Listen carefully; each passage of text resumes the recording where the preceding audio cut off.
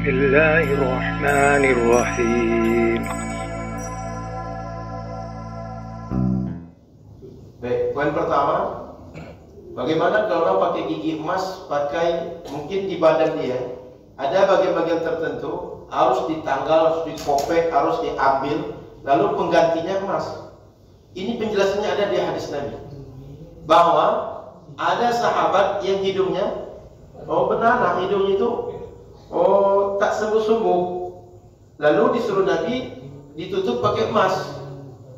Nah, jika badan kita sakit dan benda yang katakan sesuai untuk alat tubuh kita itu berasal dari emas dan perak, itu boleh. Rasul pernah suruh sahabat seperti itu.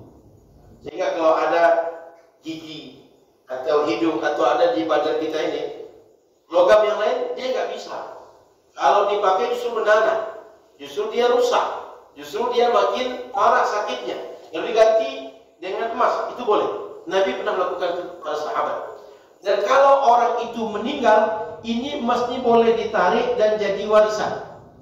Kalau sempat emas ini terkuburkan bersama orangnya, kuburnya boleh digali untuk ambil emas tadi. Serius Pak? Kalau terkuburkan orang tadi dengan emas-emas tadi itu boleh digali. Kenapa? Karena emas tadi dikubur mubazir, tak ada gunanya. Tapi bila dia ambil, bisa digunakan untuk banyak hal. Contoh jadi warisan ahli warisnya. Gitu Pak Mal. Itu boleh jika tujuan seperti itu. Maka kalau ada orang memakai di badan dia sebagai pengganti organ yang sudah ditarik, atau untuk aspek kesehatan memakai emas dan perak, itu dibolehkan. Rasul menjelaskan seperti itu. Yang kedua, bagaimana tentang ada campuran? Ya Pak Mal. Sebenarnya di bab ini kalau dibaca berapa hadis ke depan itu ada pembahasannya. Secara singkat, jika ada sekedar perekat, dia butuh emas, dia butuh perak, sekedar untuk pelebur, itu boleh. Tapi bukan bahan utama. Atau dia ini pecah, lalu kita rakit lagi, kita tempelkan lagi, kita ulas lagi, tapi bahan yang bisa cuma emas dan perak, itu boleh. Tapi bukan bahannya dari emas dan perak.